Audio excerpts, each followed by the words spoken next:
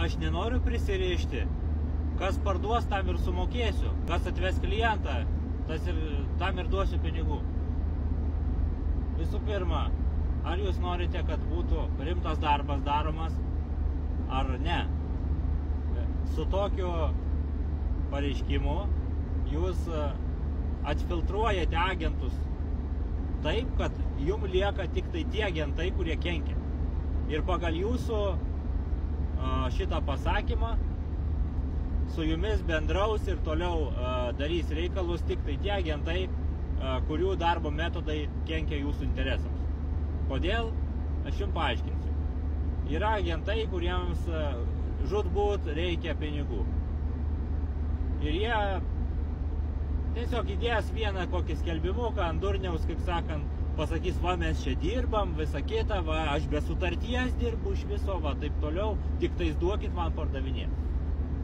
O tada, kai atsiras koks vienas klientas, bandys jūs įtikinti, kad jo kaina yra gera ir čia reikia parduoti, nes dės pastangas, kad tik tais jūsų tą objektą parduoti tam vieninteliam klientui, kurį susirado su tuo vienu skelbimuku. Tai va tokie ir panašaus plauko liks su jumis dirbti agentai.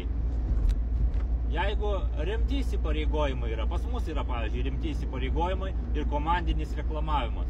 Ten yra šimtai skelbimų įdedami įvairiose vietose, skirtingose, kur tik žmonės eina, kur didelės minios susirinka, internete vietos, laikraštis ten ir panašiai.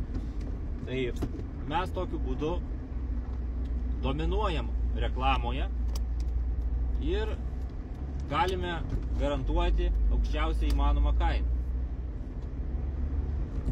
Visą laiką mėgstam iššūkius, jeigu kažkas sako, ne, aš čia pats gausiu daugiau negu jūs arba tiek pat. Visą laiką galime paimti du vienodus objektus ir juos reklamuoti ir parduoti. Ir pasižiūrėsim, kas gaus daugiau.